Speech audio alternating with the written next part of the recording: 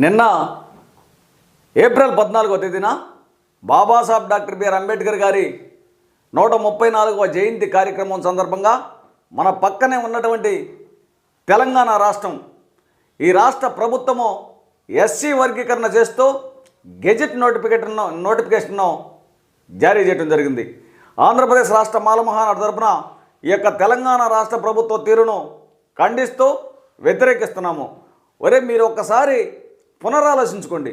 మీ స్వార్థం కోసం, మీ స్వలాభం కోసం, మీ సొంత ప్రయోజనాల కోసం, మీ రాజకీయ లబ్ధి కోసం ఈ దేశంలో ఉన్నటువంటి చట్టాలను తొంగలో దొక్కి ప్రజాస్వామ్యాన్ని కూని చేస్తూ, మరి సుప్రీంకోర్టు యొక్క గైడ్లైన్స్ను బేఖారత్తు చేస్తూ, రాజ్యాంగాన్ని అపహాస్యం చేస్తూ ఈ యొక్క వర్గీకరణ ఇస్తూ మీరు ఇచ్చినటువంటి గెజెట్ నోటిఫికేషన్ రాజ్యాంగ వ్యతిరేకమని మీకు కూడా తెలుసు.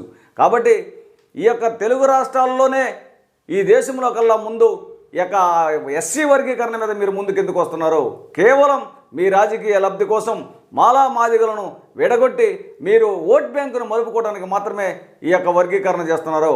ఏది ఏమైనా ఈ యొక్క గెజెట్ నోటిఫికేషన్ను తెలంగాణ రాష్ట్రంలో ఉన్నటువంటి నా మాల సోదరులందరూ దీన్ని తీసుకెళ్ళి వెంటనే కోర్టులో సవాల్ చేసి దీన్ని వీగిపోయే విధంగా చేస్తారని, ఇది చెల్లదని, రాజ్యాంగ వ్యతిరేకమని మరి తెలంగాణ రాష్ట్ర ప్రభుత్వానికి